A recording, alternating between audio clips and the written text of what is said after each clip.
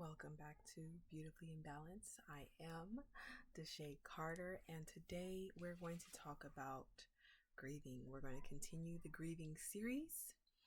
I believe this is video 3,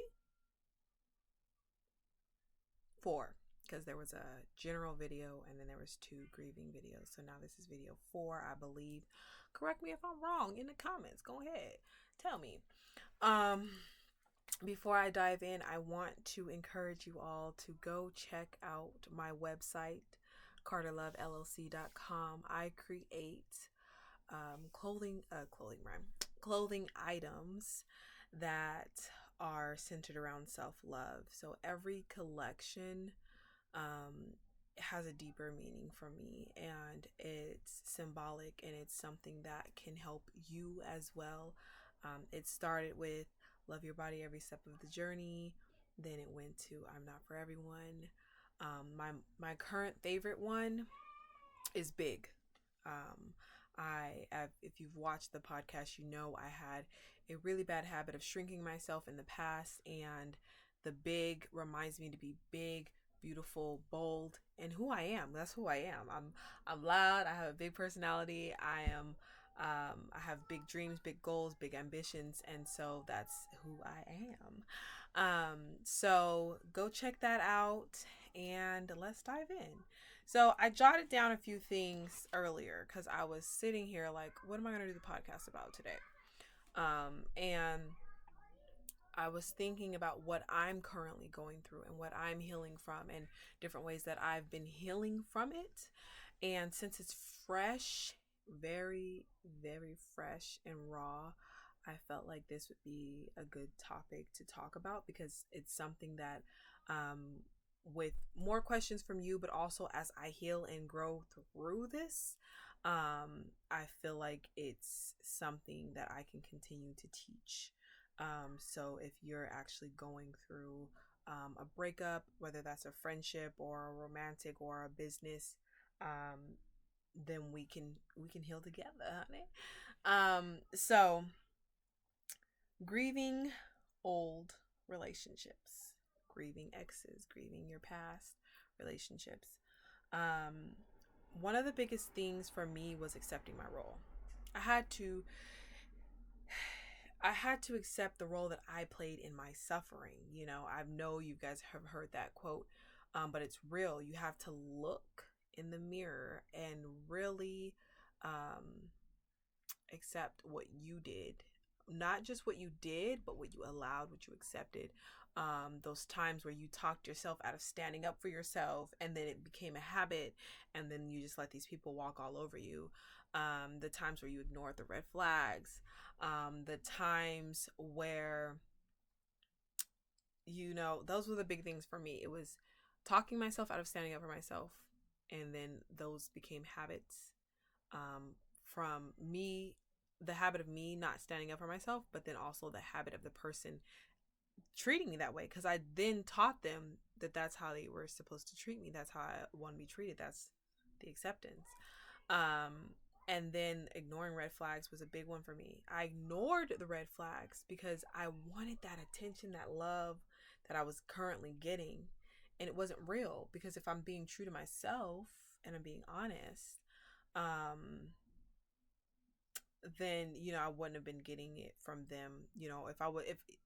There's this other saying that it's like, if you stand up for yourself and you burn a bridge, then that wasn't a relationship. If you're honest about your feelings and your feelings aren't received or acknowledged or validated, then those are people that you don't want in your life anyways. And so sometimes we lie to ourselves.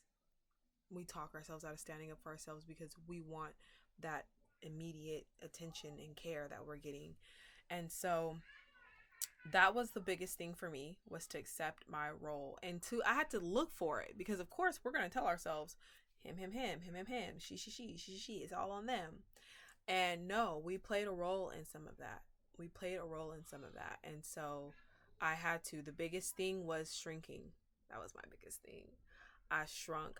I gave up pieces of myself for love. I wanted the love. I wanted the attention. I wanted to feel protected. I wanted to feel wanted. And if I felt that in the slightest from these different people that I had already gravitated to, that I had already grown attached to, then I would, you don't like that piece of me? It's gone. You don't like that piece of me? It's gone. I'll suppress that for you. And so that was something that I had to accept, and ignoring red flags big time. Your intuition, your body, your gut, whatever you want to call it, will tell you. It will speak to you. And you have to listen and obey. Will it always be right? No, but most of the damn time, honey, it's right.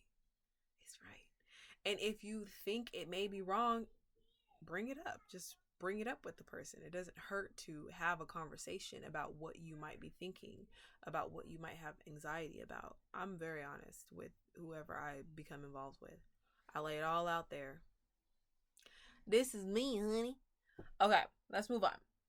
The next thing is to listen and reflect for the lesson. There's always a lesson. There's always a lesson. I am going through probably the worst breakup. And the breakup was like 2-3 years ago, but there's still entanglements because I have children with this person and we co-parent under the same roof and all these things. And so it's still like it just happens sometimes. And I have to reflect on the lesson. And I have to, when I find myself getting so irritated and annoyed and frustrated and angry with this person, I have to realize that honestly, without these little things, I wouldn't be here. One, I wouldn't have my 2 babies off tops. The other thing is I wouldn't be in this part of the Bay Area, which I love. This part of the Bay Area is so healing for me. I wouldn't have gotten connected to the people I got connected to when it comes to modeling. I wouldn't have even had the courage to do it, because the thing is, and this is just me reflecting off the current events. I don't know what my life would have went to if I would have went back to college, a physical college, and went to a different part of the Bay Area. But when the separation occurred, I started hanging out with my ex-best friend more.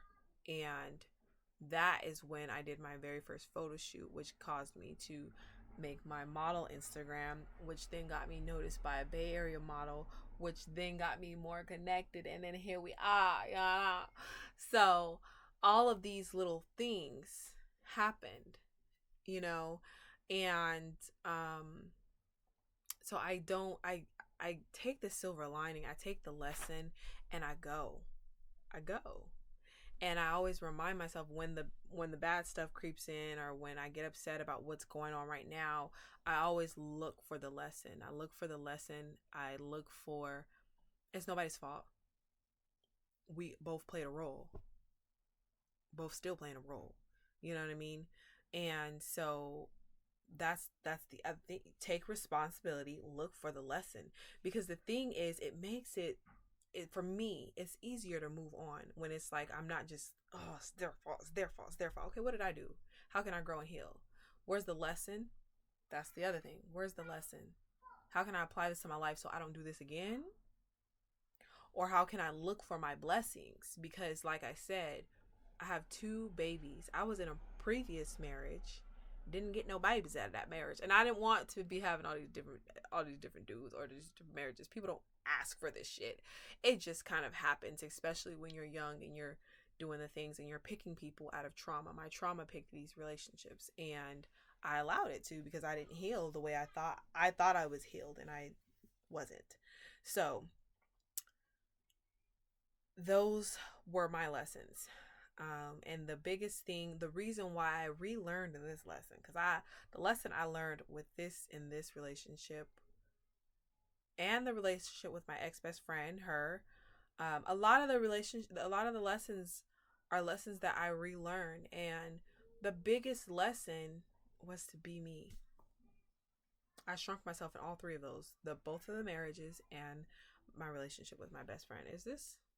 Oh, it's just a light. Okay, I thought there was like a crumb or something on me. Anyways, I shrunk myself. I shrunk myself for love. I wanted to feel loved and appreciated. I wanted to feel wanted, but everything that I received was fake, not because of them, because one, I taught them to treat me this way, and two, I wasn't being true to who I was. So when I started being myself, it was a problem. It was a problem because they're like, who the fuck is this? Who are you? I'm not attracted to that. I need you to stay where I had you. Right here. Not up here. I need you right here, honey. Yes. So let's see. What was the next thing?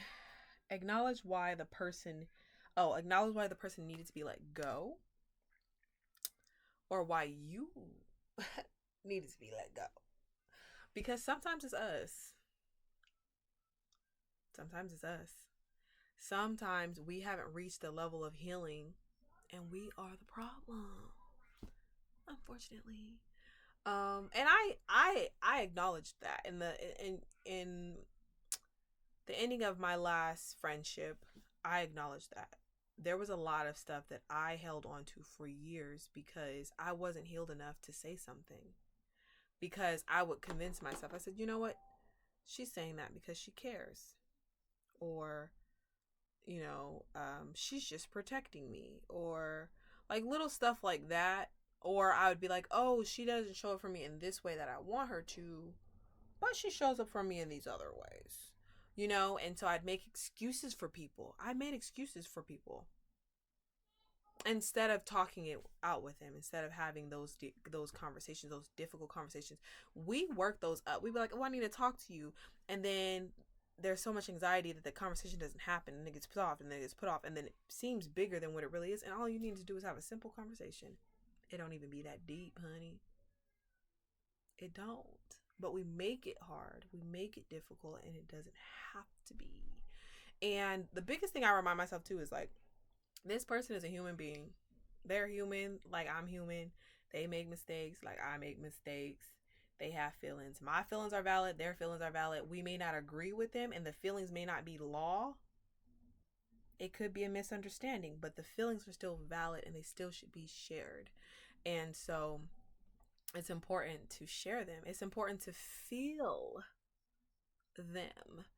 And feelings are messages. They tell us what we need, how we need to move, what boundaries we need to set, how a person is handling us, and it's important to communicate those, because sometimes it could be a misunderstanding. Sometimes they could be in their own mood and they're not really even worried about you, but you just kind of cross paths at that wrong time. So it's just important to have open communication and remember that these people are human just like you're human.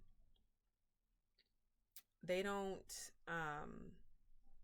I just feel like no one is better than nobody else. We're all on some weird level, you know what I mean? And we're all living our own little lives. And so I feel like it's just important to be open and honest and to share your feelings. And if they can't handle it, then they can't handle it. That's a note to like, okay, do I want to keep going with this person because their communication is not effective? What can we do to make their community? What can we do to communicate to them that you need to be communicated in a certain way for you to receive a message? Or do you need to just leave them alone? Because the thing is, we have no power over the other person. We have no power over the way they communicate, over the way they accept our feelings, if they accept our apology. We have no power over that. We do have power over us, and we have power over our actions, and whether we grow or whether we stay stagnant or whether we go backwards. And so that's why it's important to, one, accept your role in things, acknowledge what you did wrong, what the other person did wrong, why you need to let them go or why they needed to let you go. Find the lesson, and then forgive yourself. There's always a lot of guilt and shame when it comes to the end of a relationship. Oh, what if I could have did this, or what if I would have did this, or I should have stood up for myself that one time, or I seen the red flags, damn it, and I didn't pay attention, or I didn't say anything, or I didn't leave. There's always some of that, and you have to forgive yourself for what you allowed, for what you did, for what you allowed, and whatever else you need to forgive yourself for, because you may not get that from them. You may not get closure from them. You may not get any of that. So you have to give it to yourself, because you have to move on and grow. You have to grow. You have to heal. And it's going to be a roller coaster. You know, like we say, grieving isn't linear. It's not. There's ups and downs. And so right now, it's been hard. But what I do is I do what's in my power. I do what's in my power. I am fighting to regain my independence. I am fighting to regain my stability. I am doing all of this while pursuing two of my dreams, my childhood dreams of being a designer, Lord, of being a model and a therapist, and I'm a parent, and all the things. And I'm doing it though, because I know I can, because I believe in myself, because I deserve it, because I gotta. And you can too. I know it's hard, and there's those days where you just want to cry all day. Cry. I guarantee you won't cry all day. But anyways, cry. We push our feelings to the side, and that's what makes them more intense, because we have now pushed them down, and then they just explode. Whereas if we feel them and process them and acknowledge, hey, what's this message that this feeling is telling me?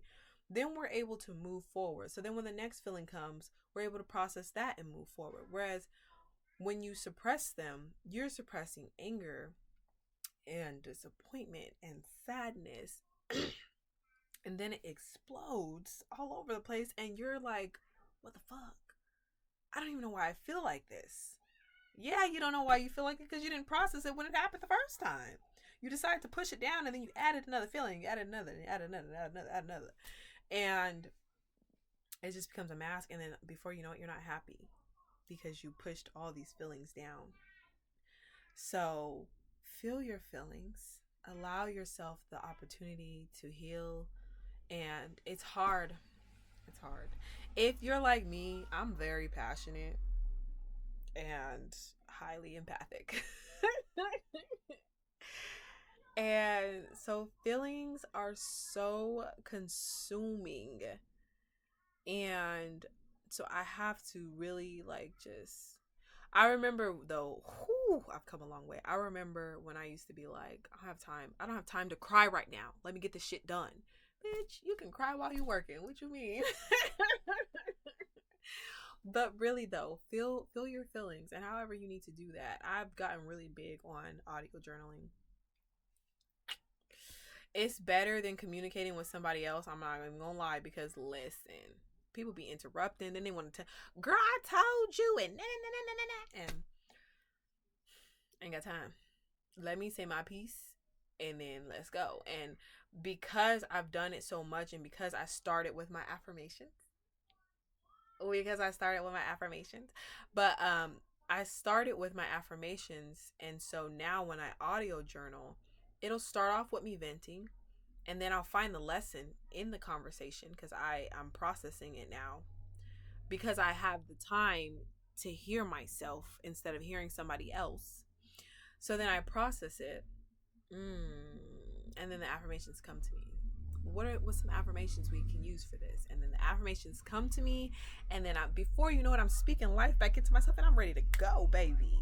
And I can do that while I'm washing the dishes, while I'm doing chores, while I'm doing the laundry, while I'm on a walk, while I'm at the gym. Now, does it look weird sometimes? I don't give a fuck. No, but it just looks like you're on the phone with someone. But I love it. Because, like I said, it heals me, keeps me going, it pushes me. And then, not to mention, when I when those things come to me again, I'm going to start talking a little bit louder because that music, when they come to me again, then I am able to go ahead and re-listen to it because it's saved on my phone. So then now I have affirmations to re-listen to. And you can even edit it on your phone until you don't even have the venting part. You just have the affirmations for you to listen to over and over until you get to a point where the affirmations will find you when you need them. They will. Believe me, my goodness. Believe me, they will. And so I hope this was helpful for you. This is what I've been working through. This is what I've been going through. And as I develop more skills during this healing process, I will share them with you. But those are the biggest things for me right now. Because we'll beat ourselves up. I should have did this. I should have did that. Even if we wanted the relationship to last, the shouldas come in like a flood. And we don't want that. We want to move forward. We want to elevate, elevate, elevate, elevate. So take these lessons with you, apply them however you can, and let's grow. Let's heal. Let's allow ourselves at those lows to feel those feelings, to cry, to sleep, to do whatever we need to do. And at those highs, let's get shit done. Let's get shit done. Let's celebrate ourselves. Let's love on ourselves. Let's love on ourselves in all the 5 languages. Love on yourself. Yes, yes, yes, yes, yes, yes, yes. I do have audio affirmations available for you in my Patreon account. The link is in the description. Go ahead and check the description. There's a lot in there. There's Char's number is in there. I've mentioned her a couple of times. She's a great person to talk to. She helped me a lot with my the ending of my friendship of over 10 years. And woo, that was emotional, y'all. So she's amazing. Check her out. And yeah, so that is it for today. Remember that you are worthy, worthy, worthy. You are worthy of self-forgiveness. You are worthy of feeling your feelings. You are worthy of looking in the mirror and finding the lesson and applying it and growing and elevating. You are so fucking worthy. You are worthy always. Until next time, thank you for watching Beautifully Imbalanced.